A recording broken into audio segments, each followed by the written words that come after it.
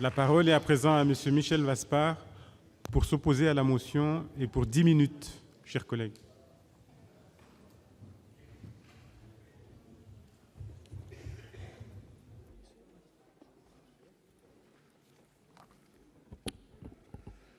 Monsieur le Président, Madame la Ministre, Monsieur le Président de Commission, Monsieur le rapporteur, mes chers collègues, nos collègues du groupe CRC ont présenté une question préalable et vous ne serez pas surpris, mes chers collègues, qu'au nom des Républicains, du groupe des Républicains, je vous dise, ainsi qu'à notre Haute Assemblée, que nous voterons contre cette question préalable. Permettez-moi cependant de rappeler ici, chers collègues, que la question préalable est une motion qui aboutit à une absence de discussion sur le texte proposé. Le 4e paquet ferroviaire européen, adopté en décembre 2016, ouvre à la concurrence le réseau de la SNCF à partir de 2020.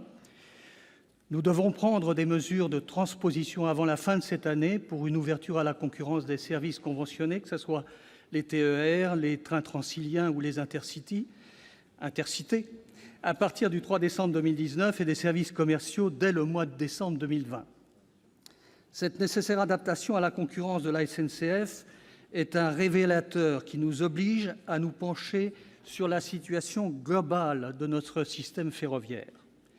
Il apparaît clairement que les performances de la SNCF sont insuffisantes et nécessitent modernisation et adaptation de l'entreprise. Son statut actuel n'est pas compatible avec le nouveau paysage ferroviaire européen. Notre système ferroviaire n'est toujours pas prêt pour la concurrence. La dette du gestionnaire d'infrastructures SNCF Réseau a atteint 46,6 milliards d'euros fin 2017 et poursuit une trajectoire particulièrement inquiétante.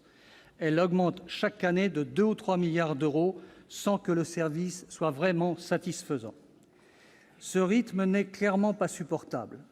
L'écart entre les coûts de production de notre groupe public ferroviaire, ça a été rappelé, et les autres entreprises ferroviaires a été estimé dans le rapport de Jean-Cyril Spinetta à près de 30%. Ce manque de compétitivité ne sera pas soutenable dans un contexte d'ouverture à la concurrence. La perte d'attractivité du rail par rapport aux autres types de transport témoigne aussi de cette inadaptation. Sa part modale a été réduite de 10% en 2011 à 9,2% en 2016, alors qu'elle augmente chez nos voisins européens. Pour le fret, les chiffres sont encore plus mauvais, avec une part modale réduite de 15% en 2001 à moins de 10% aujourd'hui. Le projet de loi dont nous souhaitons poursuivre l'examen ne se limite pas aux questions d'ouverture à la concurrence, mais propose une réforme plus globale de l'organisation du système ferroviaire français. C'est une des voies qu'avaient proposées nos collègues Hervé Maurey et Louis Nègre dans la proposition de loi qu'ils ont déposée et dont nous avons débattu en mars dernier. Le projet de loi du Gouvernement laisse en suspens un certain nombre de questions, comme les conditions de transfert des salariés ou les garanties d'aménagement du territoire. Notre commission de l'aménagement du territoire et du développement durable, soucieuse que la réforme du système ferroviaire fasse l'objet d'un véritable débat parlementaire, a très largement complété le projet de loi en commission par l'adoption d'amendements substantiels et attendus. Elle a tenu également à préciser les demandes d'habilitation en vue de fixer un cadre plus exigeant des ordonnances que le Gouvernement prendra et de les orienter en fonction des priorités du Parlement.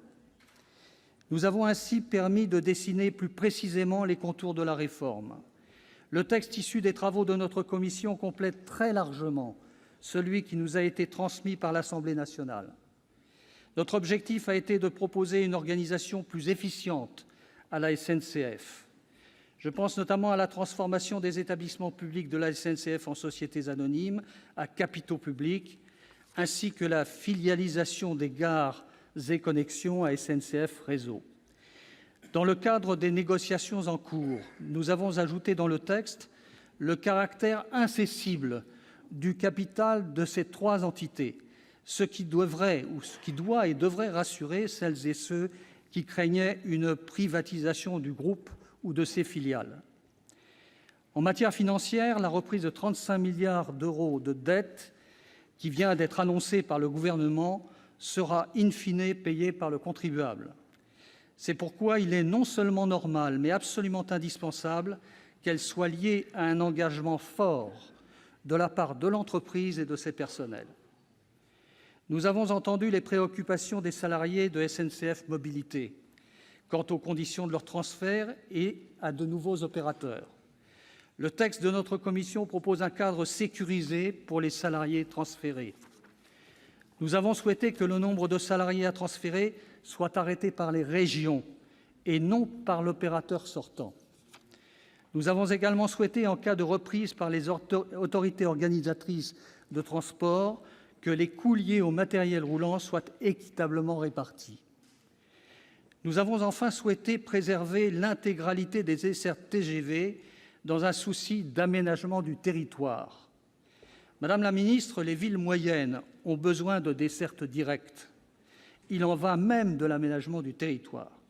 En effet, le système de modulation des péages proposé dans le texte du Gouvernement faisait courir un risque sur la desserte directe TGV des villes moyennes dans un contexte d'ouverture à la concurrence.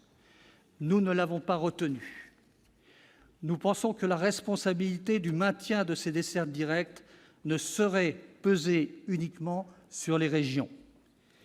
En l'absence de financement spécifique pour ces collectivités, nous avons introduit la possibilité de conclure par l'État des contrats de service public, le rapporteur l'a rappelé tout à l'heure, pour répondre aux besoins d'aménagement du territoire et ainsi préserver des dessertes directes sans correspondance. Dans un contexte de concurrence intermodale forte et de perte d'attractivité du monde ferroviaire, il nous est apparu primordial que l'État garantisse le maintien des dessertes sans correspondance. Nous pensons avec force que l'ouverture à la concurrence doit se traduire par une amélioration du service rendu aux voyageurs et non par une offre réduite. Madame la ministre, les dessertes TGV ne peuvent se réduire aux seules métropoles. Mes chers collègues, cette nouvelle réforme du système ferroviaire français semble donc plus que nécessaire. L'ouverture à la concurrence, nous en sommes convaincus, permettra de renforcer la compétitivité de l'opérateur historique et, je l'espère, de le sauver, et sera également positive pour les usagers du transport ferroviaire. C'est en tout cas ce que l'on constate dans beaucoup de pays qui ont mis en place cette réforme avant nous.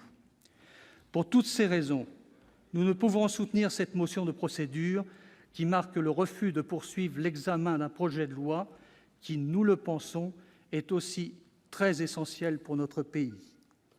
J'ajoute que le travail effectué par le Sénat, par notre commission du développement durable et notamment par notre rapporteur Gérard Cornu, rappelle et démontre à ceux qui en doutent ou en douteraient encore, tout l'intérêt du bicamérisme.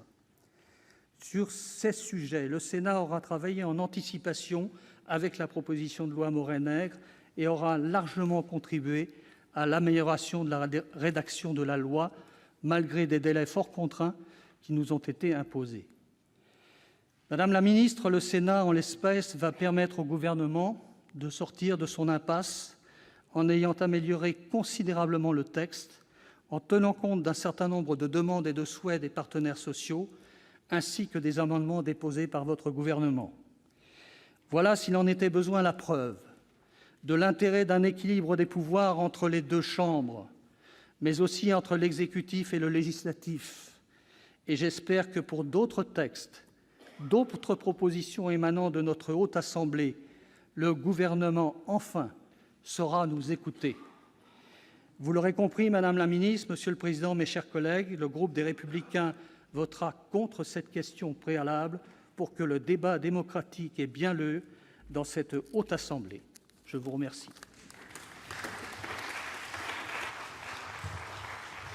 Merci, chers collègues.